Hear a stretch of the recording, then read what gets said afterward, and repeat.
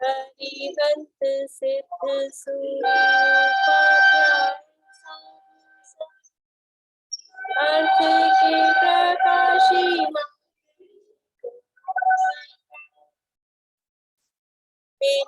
को स्वरूप जान प्राकृति गई जो भक्ति गाय को नाय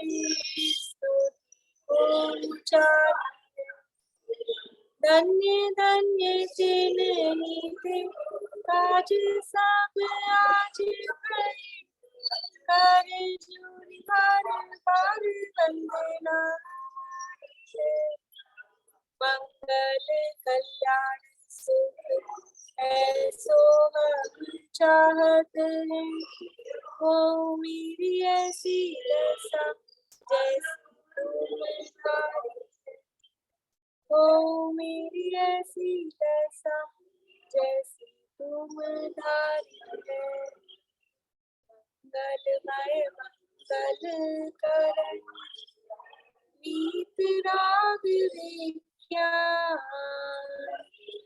नमो ताहि जाते भई हर हंतारि कर मंगल करियो ग्रंथ करण को जाते मिले समाज सब गावे निज पद राज इस भव तरु काहू जानहु विद्या भाव ताको करि निर्मूल करिए मोक्ष करिए मोक्ष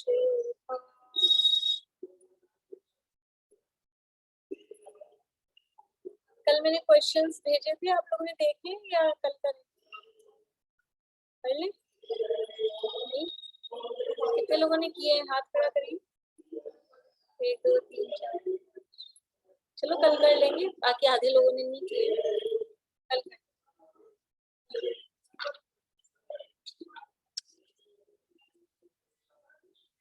मोक्षार्थ प्रकाशक में 8वां अधिकार उपदेश का स्वरूप बताने वाला ये अधिकारी अपना यहाँ चल रहा है। और जो उपदेश दिया गया है वो 4 अनुयोगों के रूप में दिया गया है। ये जो 4 अनुयोग हैं, इन 4 अनुयोगों के कथन करने की क्या पद्धति है, उनके व्याख्यान की क्या स्टाइल है, वो यहाँ बता रहे हैं।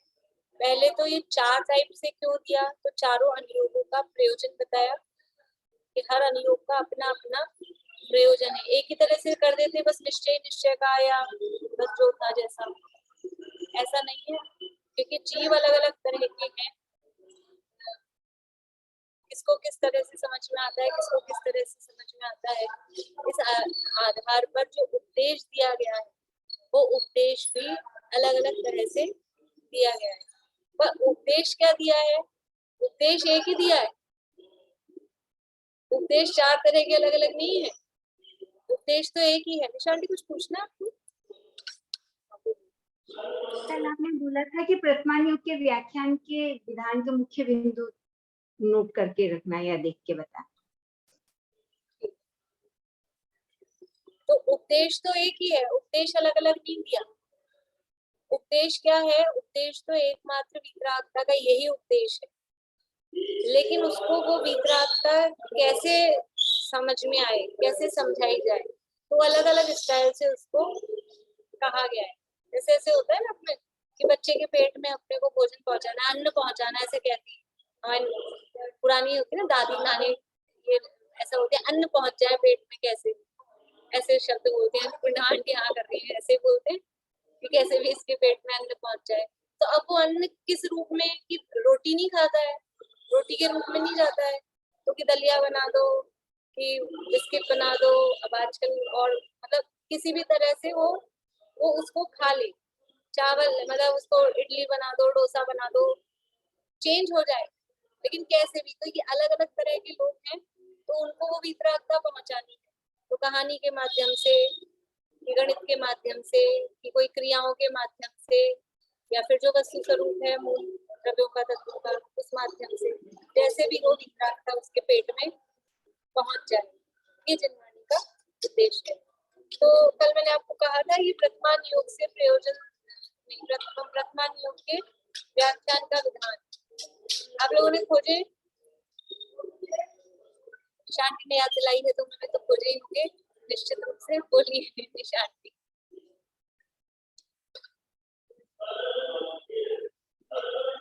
बोलो,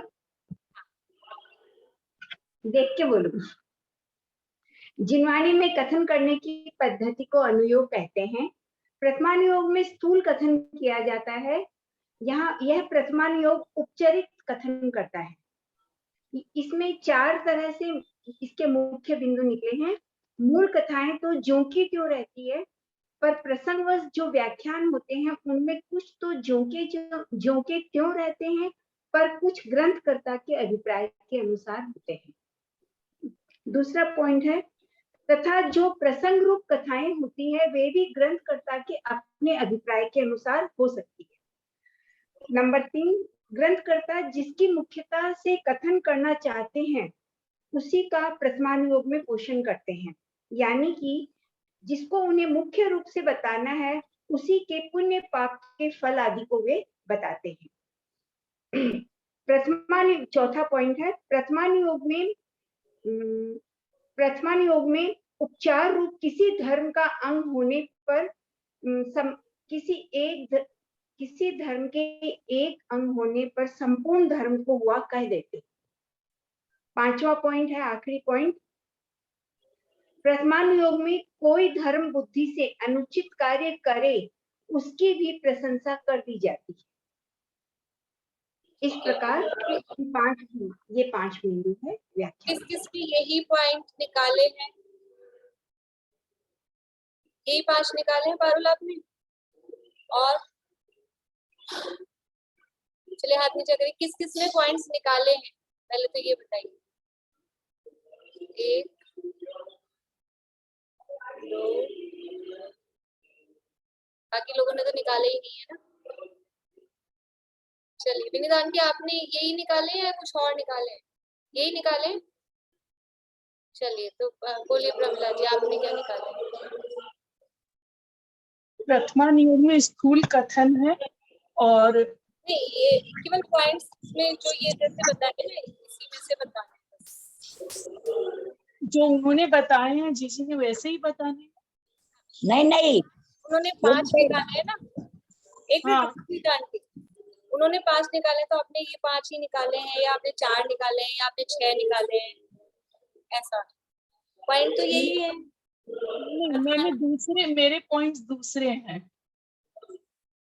दूसरे कैसे, मतलब ये इसी में से तो देखने थे अपने को प्रथमानुयोग के व्याख्यान का विधान। हाँ, इसमें उनका जीजी का छूट गया, लास्ट वाला छूट गया उनका पॉइंट कि संसार शरीर भोगों की वांछा से जो पुण्य करते हैं, जो वितरागी देवशास्त्र गुरु को पूछते हैं, तो उनको इतना तो है कि उनकी इतनी तो प्रशंसा की है कि वो अन्य शॉर्ट में बता दीजिए, ये वाला पॉइंट आपने एक्स्ट्रा निकाला है मतलब। हाँ, और एक और है, पुण्य पाप का फल बता करके जीवों को धर्म में मतलब पाप की भयानकता और पुण्य का विशेष फल बता करके, और शुभ शुद्ध और अशुभ भावों का फल का यहाँ वर्णन मिलता है उदाहरण से। वो तो उसका मूल बात ही, मतलब वो तो उसमें दिखाया ही जाता है, लेकिन यहाँ जो दिया ना उसके आधार पे देखना था अपने को, तो वो एक पॉइंट आप एक्स्ट्रा बता दें, मतलब शांति ने बनाया। आप बोलिए भी नहीं, आपने कुछ और बनाया पॉइंट, वही है ना? अभी मैं इसका जवाब नहीं बता रही है बापू, ठीक है, कि किस तरह से आप कल करके लाना है सब, क्योंकि आज तो 4 ही लोग करके लाए हैं। कल सबको ये पढ़ के प्रथमानुयोग के व्याख्यान का विधान और आप इसमें से कितने पॉइंट बना रहे हैं और फिर जो कुछ रह गया उसको किस में घुसा रहे हैं, क्योंकि ये यहाँ से लेके कहाँ से क्या करना है अपने को। पेज नंबर 271 पर जो लास्ट पैरा है, आशा आंटी आपकी बुक में आप पेज देख लीजिएगा, हेडिंग से समझ लीजिए।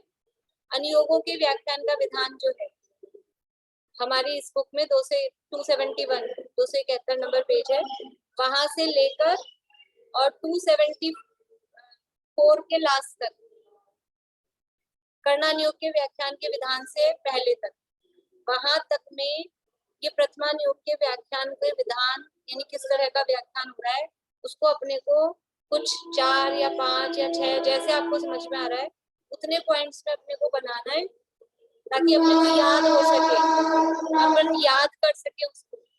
तो कोई एक से हो उनको एक में कर ले, तो कोई एकदम अलग दिख रहा है उसको अलग कर, ऐसे करके करना है, ठीक है बिला। तो कल ये सबको करके लाना है, फिर कल अपन इसका सही मतलब सबका अपने अपने हिसाब से होता है, लेकिन मैंने जो सोचा है उस हिसाब से फिर कल अपन इसको देख। अभी अपन आगे बढ़ते हैं। कर्णानुयोग के व्याख्यान का विधान, पेज नंबर 275। कर्णानुयोग के व्याख्यान का विधान। अब कर्णानुयोग में किस प्रकार व्याख्यान है सो कहते हैं। प्रथमानुयोग के व्याख्यान का बता दिया कि वो कथाएं कैसी होती हैं, फिर उसमें जिसकी मुख्यता हो उसी का पोषण करते हैं, और एक अंग होने पर भी पूरा धर्म हुआ कह देते हैं, धर्म बुद्धि से अनुचित कार्य कर दे तो उसकी भी प्रशंसा कर देते हैं। ये उसके व्याख्यान का विधान था, ये स्टाइल। अब कर्णानुयोग की क्या स्टाइल है, देखो अभी तक अपन प्रथमानुयोग की बातों के सामने बार बार में कर्णानुयोग को खड़ा कर रहे थे। ये प्रथमानुयोग तो इसकी बड़ाई कर रहा है विष्णु कुमार मुनिराज की, लेकिन कर्णानुयोग क्या कहेगा कि वो गुणस्थान गिर गया उनका, नीचे आ गए, है ना। अपन ज्यादातर उदाहरणों में कर्णानुयोग को सामने ला रहे थे। अभी यहाँ कर्णानुयोग का व्याख्यान का विधान देखेंगे। हमको अभी क्या लग रहा है कि कर्णानुयोग तो कौन सा कथन करता होगा नयों में से, निश्चय का कथन या व्यवहार का। पारुल बताओ। निश्चय का, ये हमको लग रहा है ना, लेकिन ऐसा नहीं है।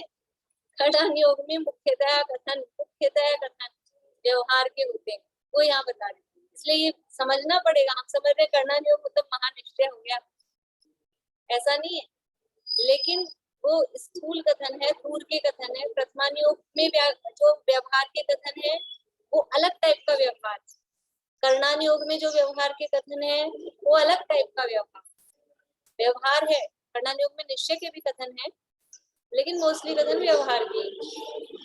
तो अभी अपने को अगर उसकी व्याख्यान का विधान नहीं पता हो तो हम इतना ही पढ़ के समझते कर्णानुयोग ही सारा निश्चय है, ये समझ में आ जाता। इसलिए यहाँ व्याख्यान का विधान बता रहे। देखिए, जैसा केवल ज्ञान द्वारा जाना वैसा कर्णानुयोग में व्याख्यान। कैसा व्याख्यान है कर्णानुयोग में? जैसा केवल ज्ञान में जाना जाता है वैसा का वैसा। प्रथमानुयोग में तो क्या था, वो कथाएं थी, उसमें मूल कथाएं थोड़ी वैसी ही थी, फिर लेकिन कुछ कुछ प्रसंग वाली चीजें वो ग्रंथकर्ता के हिसाब से थी, जो और प्रसंग वाली कथाएं थी वो भी ग्रंथकर्ता के अनुसार थी। उसमें वैसा का वैसा नहीं था बिल्कुल, जैसा केवल ज्ञान में जाना वैसा का वैसा ही आ गया प्रथमानुयोग। लेकिन अपने को थोड़ा कंपेयर भी करते जाना है ना। अभी तो एक ही अनुयोग पढ़ा है अपन ने, प्रथमानुयोग, तो इसके साथ तो अपन कंपेयर कर सकते हैं, क्योंकि पंडित जी की स्टाइल है थोड़ी, एकदम सेम तो नहीं मिलेगा यहाँ तो, लेकिन थोड़ा थोड़ा वो जैसा पीछे लिखा है हर चीज का वो जो विश्लेषण करते हैं वो एक ही परफॉर्मा में करते हैं, क्या क्या बातें बतानी।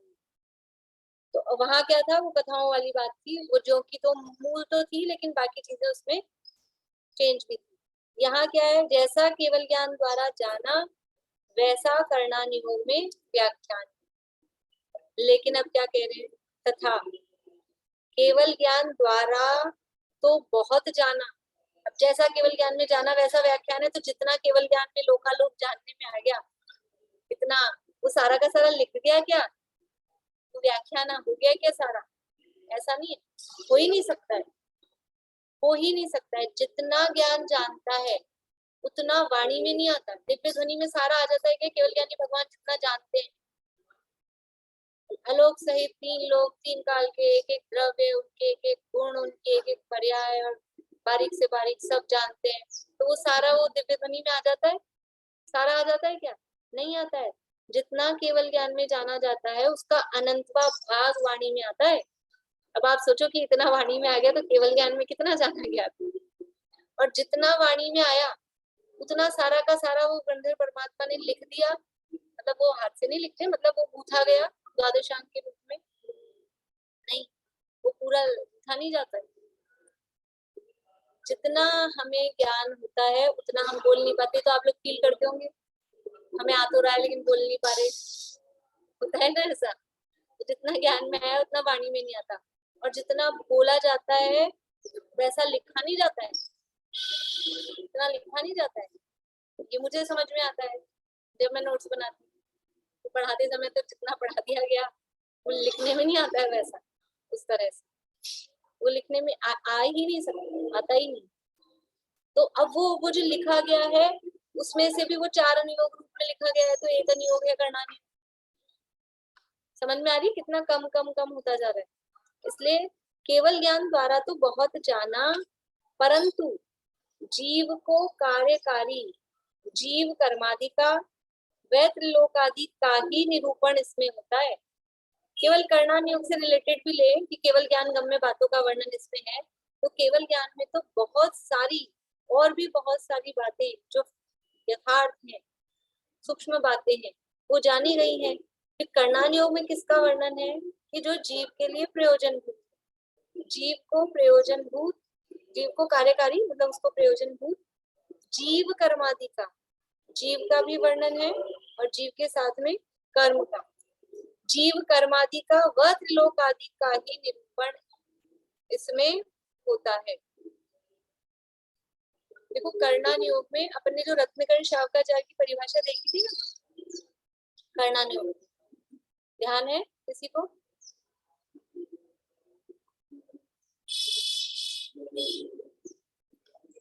है ध्यान किसी को? हाँ, क्या परिभाषा थी? लोकालोक विभक्ते युग परिवृत्तेश चतुर्गति नाम जय। तो वहाँ मतलब कर्णानुयोग किसे कहा है? जब लोकालोक का जो विभाजन हुआ है ना, यानी लोक संबंधी जो बात है, 3 लोक की रचना संबंधी, उसको कर्णानुयोग कहा।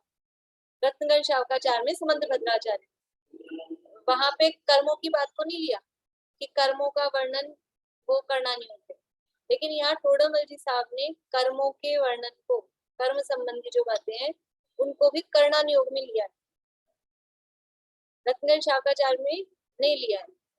तो क्यों लिया है कर्मों के वर्णन को कर्णानुयोग? अब अपन तो, क्योंकि अपन तो बचपन से वही पढ़ते आ रहे हैं ना, कर्मों का वर्णन को कर्णानुयोग, अपन तो यही पढ़ते आ रहे हैं बचपन से।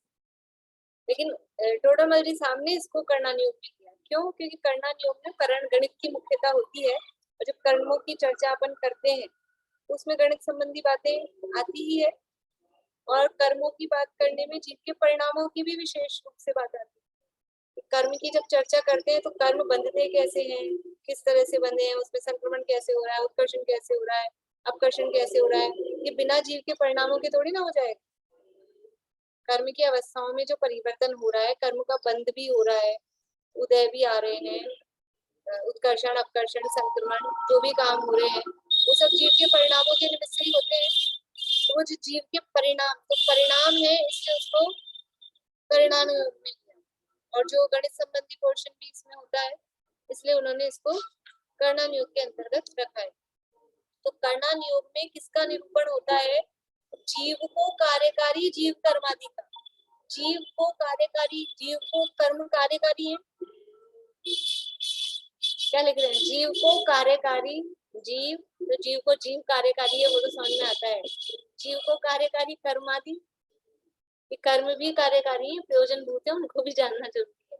नहीं जानेंगे तो इससे मैं बताऊं और इससे छूटना है, कैसे समझ में आएगा? इसलिए जीव के लिए जितना जानना प्रयोजन भूत है। जीव को कार्यकारी, जीव कर्मादि का व त्रिलोकादि का ही निरूपण इसमें होता है। यानी केवल ज्ञान गम्य बातों का वर्णन इसमें है, पर केवल ज्ञान में बहुत जाना, और बहुत जाना, लेकिन वो सारा का सारा वर्णन इस कर्णानुयोग में नहीं होता है। जितना जीव के लिए प्रयोजन भूत है उतना जीव कर्मादि का, ये जीव कर्मादि मतलब जीव और कर्म के संयोग का है। अभी इससे आप कोई ग्रंथों के, शास्त्रों के नाम बता सकते हैं? 3 बातें कही है, जीव कर्मादि और त्रिलोकादि। बोलिए ब्रह्म। जीव कांड, गोमट सारी, कर्म कांड।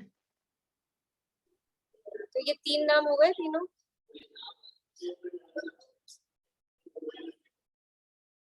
बोलिए समीक्षा बोलिए। गोमट सार, जीवकांड, कर्मकांड और त्रिलोक सार। बढ़िया। जीव का वर्णन है गोमटसार जीवकांड में, कर्म आदि कर्म का वर्णन है गोमटसार कर्मकांड में, और त्रिलोक आदि वो है त्रिलोकसार। गोमटसार के मतलब एक ग्रंथ है, उसी का एक पार्ट है जीवकांड, उसी का एक पार्ट है कर्मकांड, जीव कर्मादि, और फिर एक है त्रिलोकसार। भाभी तत्वार सूत्र में भी तो है ये सब। हाँ वो सब है, लेकिन तो यहाँ मूल रूप से कर्णानियुग की बात है ना, तो कर्णानियुग के ग्रंथों में वो नाम आएंगे, तत्वार सूत्र का नाम नहीं आएगा कर्णानियुग।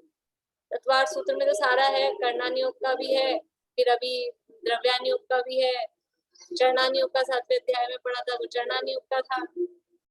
अभी पढ़ेंगे आगे 5वां अध्याय वो द्रव्यानियुग का था। अभी ध्यान आदि की चर्चा करेंगे, और ये कुछ गुप्ती समिति आदि की चर्चा है वो चरणानियुग की है। तो तत्वार सूत्र को कुछ एक नहीं कह सकते हैं, चारों नियुग। भाभी एक बात और पूछनी थी, यहाँ जब केवल ज्ञान में जितना आ रहा है वैसा का वैसा निरूपण है, तो वो तो निश्चय ही हुआ ना, केवल ज्ञान में तो निश्चय ही आ रहा है, और कर्म आदि भी निश्चय ही है, मतलब जो है वैसे ही है। नहीं ऐसा नहीं, देखो कर्म का यहाँ जो कथन किया जा रहा है ना, केवल ज्ञान जाना गया के द्वारा जाना गया वैसा निरूपण किया। केवल ज्ञान में ये जाना ये मनुष्य है, जाना ना ये मनुष्य है, ये क्या ये मैं मनुष्य हूँ ये निश्चय है? नहीं है ना निश्चय। तो ये केवल ज्ञान में जाना कि इसको मनुष्य कह रहे हैं, तो ये कैसे जाना है? ये निश्चय से मनुष्य नहीं है, ये व्यवहार से मनुष्य है। तो वो जाना गया, पर वो व्यवहार से जाना। यद्यपि केवल ज्ञान में नए नहीं होते, लेकिन वो उपदेश में तो उसी तरह से समझाया जाएगा ना उसको। केवल ज्ञानी भगवान नयों से नहीं जानते, केवल ज्ञान में नए नहीं होते, नए तो शुद्ध ज्ञान में होते हैं। लेकिन हमको समझा नयों का वर्णन भी तो केवल ज्ञान में आया है ना उस रूप में, तो इस अपेक्षा से कहते हैं केवल ज्ञान में नए। देखिए अभी आगे बढ़ते हैं तो और समझ में आ जाएगा। केवल ज्ञान द्वारा तो बहुत जाना, परंतु जीव को कार्यकारी जीव कर्मादि का व त्रिलोकादि का ही निरूपण इसमें होता है, तथा उनका भी स्वरूप सर्व निरूपित नहीं हो सकता। अभी थोड़ा और आगे अपन पढ़ेंगे ना तो समझ में आएगा इसमें व्यवहार क्यों कह रहे हैं। किसका वर्णन है? जीव का वर्णन है, लेकिन जीव का कौन किस तरह का वर्णन है ये अभी अपने को नहीं पता। कर्णानियोग में जीव का वर्णन है, जीव कांड नाम है, लेकिन वो कौन से जीव का वर्णन है? द्रव्य कर्म भाव कर्म नो कर्म से रहित शुद्ध जीव तत्व का वर्णन है क्या? वो वर्णन नहीं है। वो 4 गति में घूमने वाला, 5 इंद्रियों गति, इंद्रिय काय योग वेद कषाय, इनके आधार पर ऐसे जीव का वर्णन है। वो तो द्रव्यानुयोग में होएगा, कर्म से रहित जीव का वर्णन जो 4। तो यहाँ ऐसे जीव का वर्णन है, तो वो जीव कैसा है? जो गतियों वाला जीव है, वो वास्तव में जीव है? वो जीव का वास्तविक स्वरूप है? नहीं है।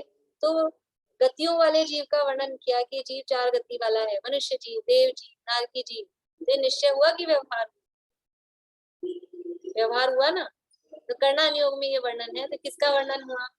व्यवहार। 4 गतियों वाले जीव का वर्णन है, 5 इंद्रियों वाले जीव का वर्णन है, 6 काय वाले जीव का वर्णन है, 15 प्रकार के योग वाले जीव का वर्णन है, 3 वेद वाले जीव का वर्णन है। तो ये सब क्या है? जीव के वेद होते हैं क्या? जीव की इंद्रियां होती हैं क्या? होती है क्या? नहीं होती, व्यवहार से होती है, फिर भी जीव का कह रहे हैं। कौन कह रहा है? कर्णानियोग कह रहा है। तो फिर निश्चय का कथन कर रहा है कि व्यवहार का कथन कर रहा है? व्यवहार का। लेकिन वो जो प्रथमानियोग वाला व्यवहार था ना, उससे थोड़ा ये बारीक है, वो बड़ा स्थूल था, ये बारीक है। बोलिए। प्रथमानुयोग में 1 नंबर वाला व्यवहार और इसमें 2 नंबर, ऐसा होगा? हाँ ऐसा है। एग्जैक्टली तो नहीं होएगा पर। वहाँ 1 नंबर वाला व्यवहार था, उपचरित सद्भूत व्यवहारने का कथन था, और यहाँ पर अनुपचरित सद्भूत व्यवहारने का कथन। तो थोड़ा गहराई में जा रहे हैं ना। यहाँ अनुपचरित सद्भूत व्यवहारने का कथन है। शरीर को और कर्मों को, शरीर से जीव को एक में बता रहे हैं, मनुष्य जीव, देव जीव, नारकी जीव, और कर्मों सहित जीव की बात कर रहे हैं। वो दोनों उपचरित सद्भूत व्यवहारने के हैं। तो तथा उनका भी स्वरूप सर्व निरूपित नहीं हो सकता, यानी जीव का, कर्मादि का, त्रिलोकादि का जो कथन किया है, तो वो भी जितना है एक्चुअल में वो सारा का सारा नहीं आ सकता है। 3 लोक की रचना का वर्णन कितना है, 3 लोक में वर्णन, खूब वर्णन किया त्रिलोकपन्नति। इतनी मोटी मोटी 2 जगह से छपी हुई है, तो एक जगह से तो इतने मोटे मोटे 2 भाग है, एक जगह से छपी है वहां इतने मोटे मोटे 3 भाग। तो सारा वर्णन आ गया 3 लोक का, त्रिलोक सार है इतना मोटा, सारा वर्णन आ गया। और भी है इसके अलावा, जम्बूदीप पन्नति है, और भी ग्रंथ है अपने इन लोक से संबंधित। तो सारा वर्णन आ गया कि फिर भी उनका सर्व निरूपण नहीं हो सकता है। कितनी मोटी मोटी बातें बताई गई हैं, कितना बड़ा वो सुदर्शन मेरू है, और उसमें कितना बड़ा विशाल वन है, कितना बड़ा नंदन वन है। खाली उसमें जहाँ मंदिर है वो बता देते हैं, बस आगे बढ़ जाते हैं। रचना कितनी सारी है, क्या क्या नहीं है उसमें। उपवन कैसा है, कौन कौन से बाग बगीचे हैं, देवों के महल बने हैं, कौन सा देव कहाँ रहता है, क्या होता है, बहुत है बात। तो उनका भी सर्व स्वरूप निरूपित नहीं हो सकता, इसलिए जिस प्रकार वचन गोचर होकर छद्मस्त के ज्ञान में उनका कुछ भाव भाषित हो, उस प्रकार संकुचित करके निरूपण करते हैं। यानी बात तो बहुत है, केवल ज्ञान में बहुत जाना वो सारा कहा नहीं गया, लेकिन जितना कहा गया वो भी बहुत ज्यादा था। वो सारा का सारा भी कर्णानुयोग में नहीं लिखा गया है। उसमें भी जितना जीव को छद्मस्त के ज्ञान में उनका कुछ भाव भाषित हो सके। हम छद्मस्त जीव हैं, अल्प छद्मस्त मतलब अल्प ज्ञानी है। छद्मस्त का अपोजिट होता है सर्वज्ञ। तो छद्मस्त है वो अल्प ज्ञानी है, सर्वज्ञ है वो पूर्ण ज्ञानी है। तो हमारे छद्मस्तों के वचन गोचर होकर, मतलब वो उपदेश दिया जा सके और हमारे ज्ञान में उसका कुछ भाव भाषित हो सके, उस प्रकार संकुचित करके निरूपण किया है। ये क्या कह रहे हैं कि छद्मस्तों के ज्ञान गोचर हो सके, और हमने बहुत शॉर्ट करके कथन किया है। लेकिन आप उठा के देखें ग्रंथ, गौड़सार जी जीव कांड, कर्म कांड, लब्धि सार, शपना सार, ऐसा नहीं है कि बिल्कुल अगम्य है। पढ़ने वाले पढ़ते हैं और मतलब उसका अच्छा अभ्यास करते हैं, लेकिन अभी अपनी स्थिति में तो अपने को ऐसा लगेगा कि सिर के ऊपर से। जीव कांड में ही शुरू में ही इतनी गणित है कि वो गणित अपने बस की नहीं होती है। वो तो खाली ये समझ लीजिए, अपने धन कुमार जी बोधा साहब, बाबा मीना चाची के ससुर साहब, उन्होंने उस पर पूरी पीएचडी की उस गणित पे। अपने तो बस की बात नहीं है, अपन हाथ जोड़ लें तो उससे इतनी कठिन गणित है उसमें, मतलब सिंपल सी आए नहीं ऐसे अपने को समझ के ऊपर से जाए। फिर भी कह रहे हैं हमने संकोच करके, और हमारे ज्ञान तो छद्मस्त के ज्ञान गोचर तो है, अपने में से ही तो थे वो। उन्होंने पीएचडी की तो वो अपने में से ही थे, कोई अलग थोड़ी ना थे, कोई दूसरी दुनिया में से तोड़ना आए थे।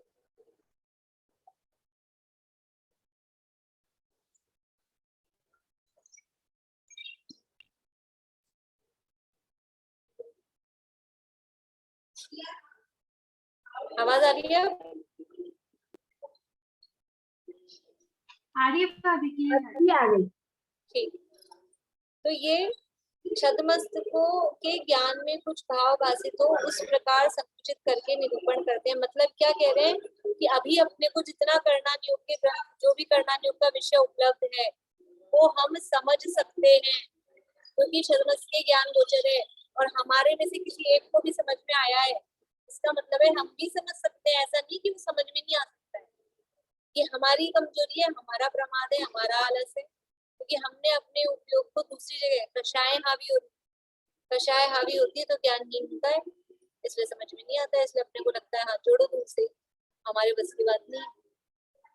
असली कारण यही है, कक्षाएं अधिक होती है तो ज्ञान कम होता है, और जो चीज याद नहीं हो रही है, नहीं समझ में आ रही है, इसका मतलब है कक्षाएं अधिक है तो वो ज्ञान समझ में नहीं आ रही है, क्योंकि समझ में आने योग्य थी तब तो लिखी गई है ना जिनवाणी। छद्मस के ज्ञान गोचर ही नहीं होती तो जिनवाणी में लिखी भी नहीं गई। जो छद्मस के ज्ञान गोचर है वो समझ में आ सके वही जिनवाणी में लिखा है।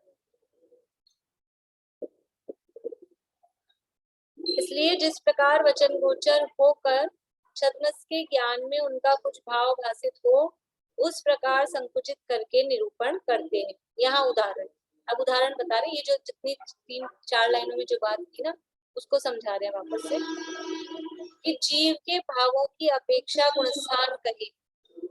वे भाव, कितने भाव हैं गुणस्थान बनते हैं, वो जीव के भावों की अपेक्षा से बनते हैं। जैसे जैसे जीव के भाव हैं, परिणाम, तो कितने प्रकार के भाव हैं, परिणाम है जीव के कितने, बोलिए। बेला अभी 5 नहीं, ये 5 भाव की बात नहीं है, या वो वाले 5 भावों की बात नहीं है, या भाव मतलब परिणाम हर समय जो चलते रहते हैं, वो असंख्यात अनंत लोक अनंत होते. असंख्यात लोक प्रमाण प्रकार के भाव हैं, असंख्यात लोक प्रमाण है। तो और यदि उसको हम और बारीकी में देखें,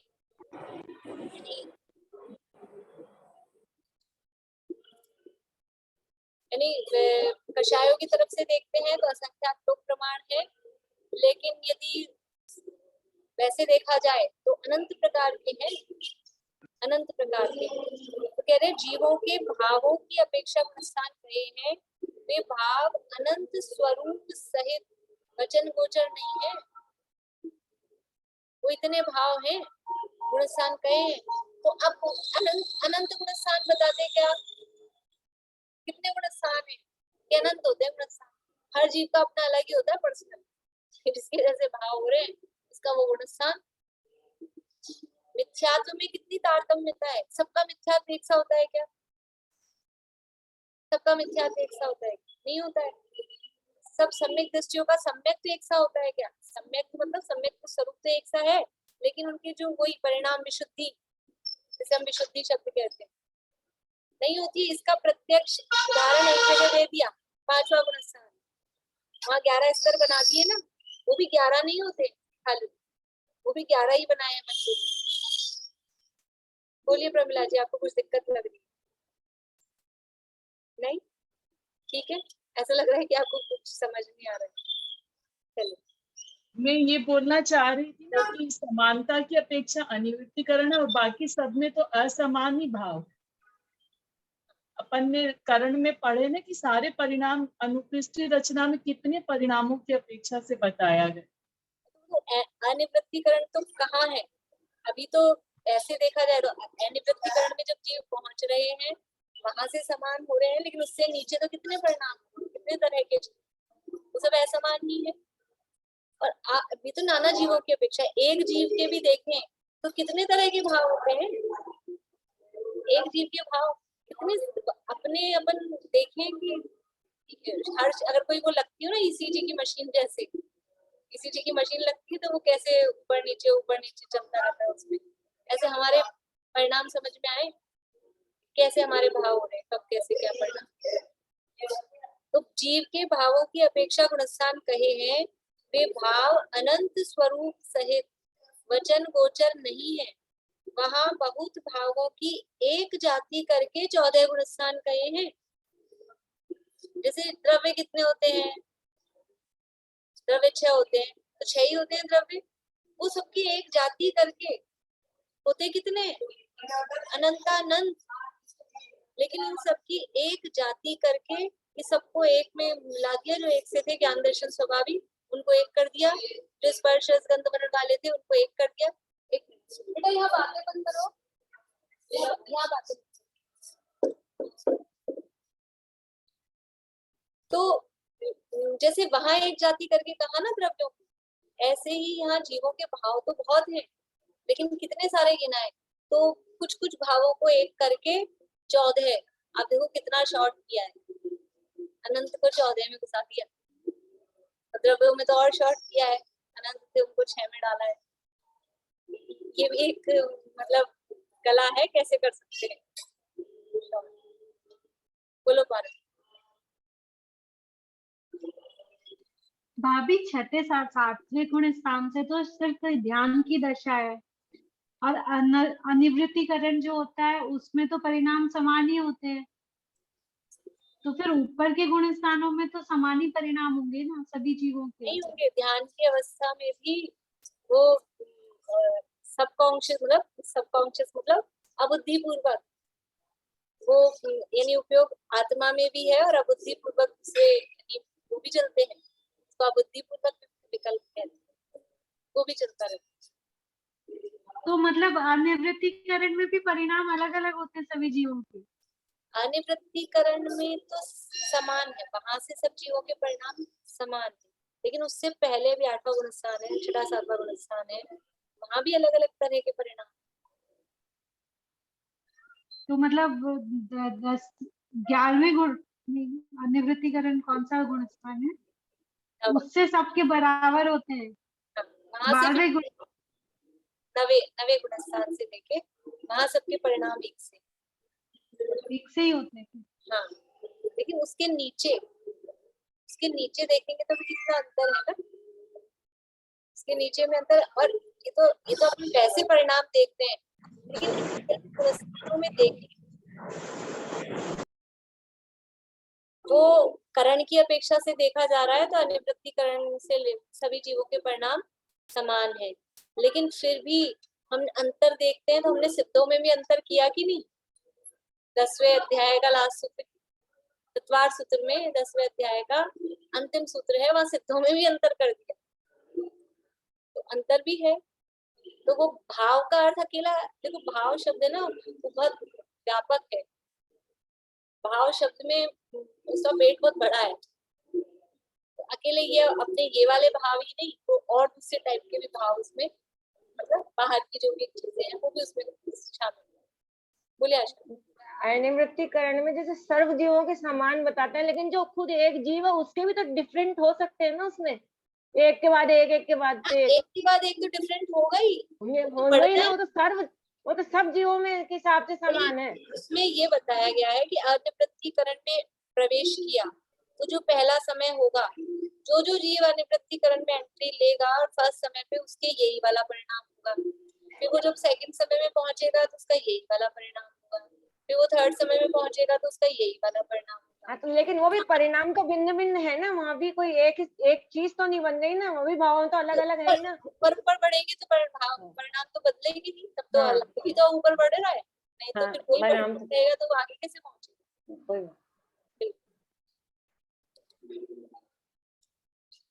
तो वहां बहुत भावों की एक जाति करके 14 गुणस्थान कहे हैं। ये एक बात हुई गुणस्थानों के संबंध में, ठीक है, समझ में आया कि वास्तव में गुणस्थान 14 तो कहे हैं समझाने के लिए, लेकिन गुणस्थान 14 ही नहीं होते। गुणस्थान की जब क्लास चलती है तो शुरू में बताते हैं गुणस्थान कितने हो सकते हैं, जैसे कर्मों के संबंध में बताते हैं, सामान्य रूप से एक है, फिर भेद करें तो 2 है, फिर और करें तो 3 प्रकार के कर्म है। जैसे कर्म कहते हैं ना, एक कर्म बोला तो कर्म, फिर 2 कर्म, 2 भेद के द्रव्य कर्म भाव कर्म, फिर 3 भेद के द्रव्य कर्म भाव कर्म, 9 कर्म, ऐसे ऐसे भेद करते जाते हैं ना, इसी तरह से गुणस्थान। तो ऐसे भेद करें तो फिर भी हम 14 तक पहुंचे, फिर अपन और बढ़ा लो तो उसमें वो 11 प्लस कर लो, 5वें गुणस्थान के तो एक तो 5वें को रखो तो 10 और प्लस कर लो, फिर और बढ़ाने हो तो उपशम श्रेणी वाले अलग बना लो 3 गुणस्थान, शपथ श्रेणी वाले 3 अलग बना लो, तो 10 और 6 और प्लस कर लो, 16 और बढ़ा लो 30 हो जाएंगे। 30 तो अपन ने ऐसे कर लिया अभी। इस तरह से और भी अपन कर सकते हैं। जैसे 13वें गुणस्थान में होता है ना, 13वें गुणस्थान के भी अलग अलग, कोई समुद्घात वाले हैं कि बिना समुद्घात वाले हैं, उस आधार पे कर ऐसे कर सकते हैं।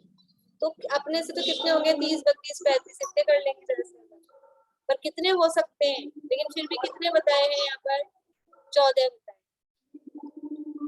तो वहाँ बहुत भावों की एक जाति करके 14 गुणस्थान कहे हैं, तथा जीवों को जानने के अनेक प्रकार हैं। आवाज आ रही है? ठीक है। जीवों को जानने के अनेक प्रकार हैं, वहां मुख्य 14 मार्गणा का निरूपण किया है। मार्गणा मतलब जीवों को खोजने के, जानने के स्थान, जहाँ जीवों को हम खोज सके।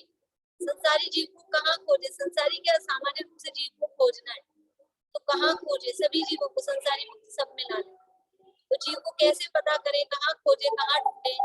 तो उसको खोजने का स्थान कहलाता है मार्गणा।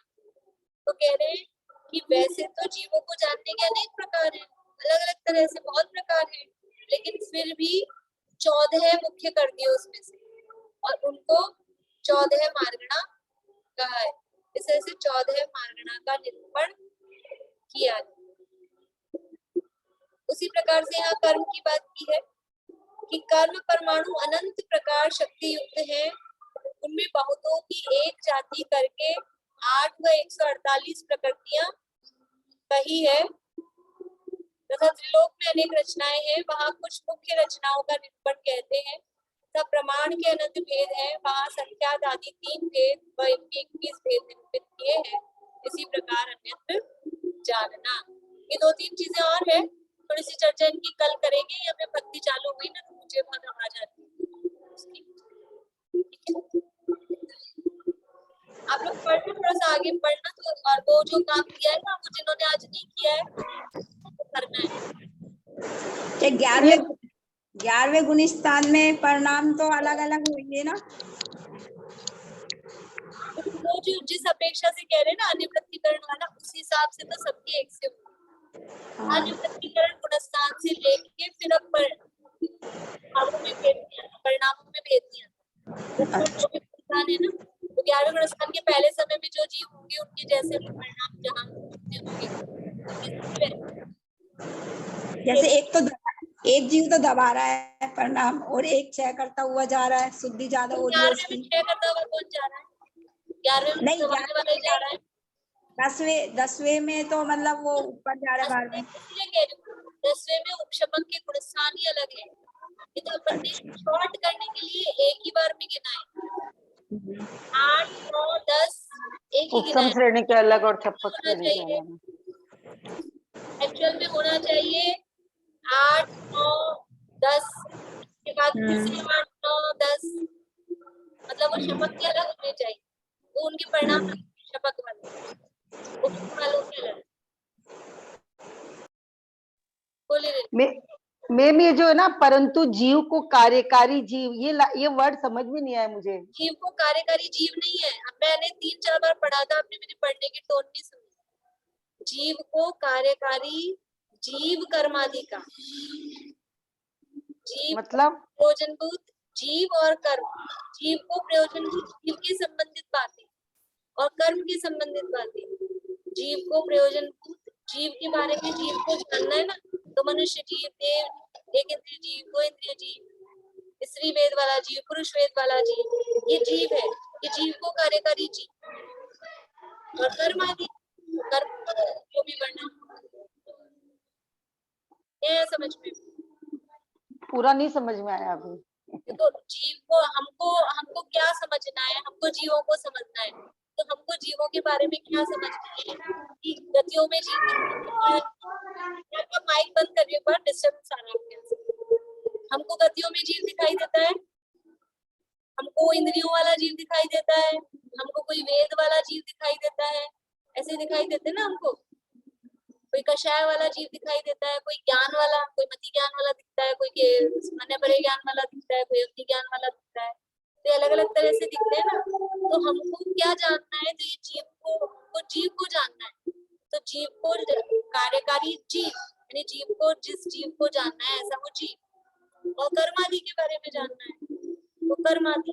तो जीव को कार्यकारी जीव और कर्म आदि। तो एक ये जीव को कार्यकारी यानी सामान्य किसी भी जीव को, और वो जीव मतलब ये जो मार्गणाओं में गुणस्थान में जो जीव है ना, पहले गुणस्थान वाला जीव, 5वें गुणस्थान वाला जीव, वो जीव ही है, तो उसको जान।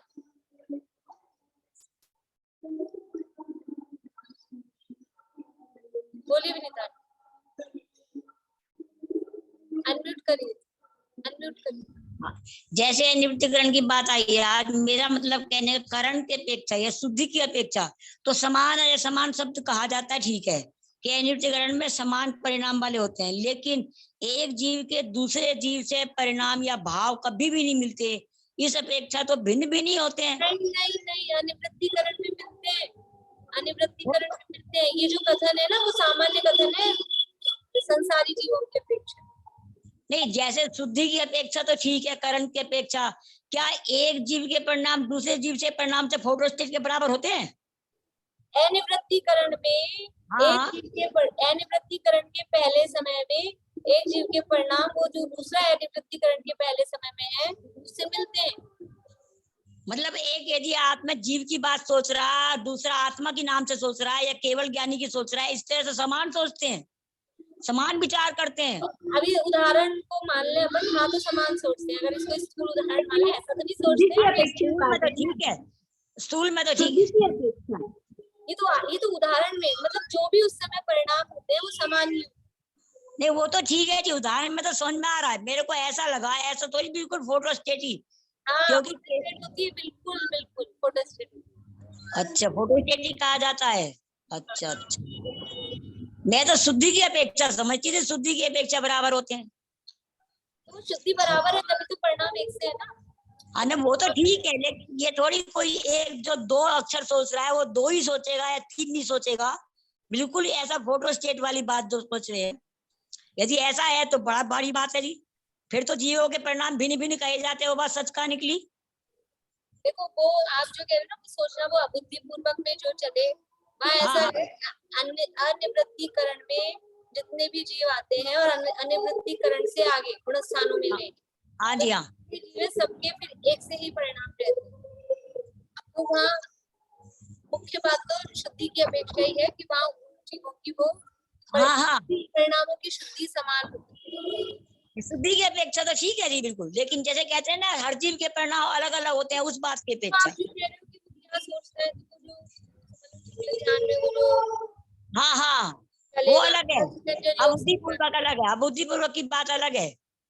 हाँ, उसमें देखना पड़ेगा कि उसमें भी सेम होता है कि फिर अंतर हो सकता है। सेम होने तो नहीं चाहिए जी क्योंकि अब बुद्धिपूर्वक तो सारा आदमी अलग अलग सोच सकता है। मैं जवाब भी दे सकती हूँ, जो भी हाँ हो ठीक, देखना ही पड़ेगा। ठीक। निशान क्या कुछ कह रहे हैं? नहीं, चलिए चिन्वाड़ी स्तुति करें। मैं बोलूं चिन्वानी? हाँ, बोलिए। जोगे धरे रही जोगे शोभिन, जोग धरे रहे जोग शोभिन, अनंत गुणात्म केवल ज्ञानी, तासु हृदय ग्रह सोनिकसी, सरिता समवेश्रुत सिंधु समानी, याते अनंत नयातम लक्षण, सत्य स्वरूप सिद्धंत बखानी, बुद्ध लखे न लखे दूर बुद्ध, सदा जग माही जगे चीन वाणी, सदा जग माही जगे चीन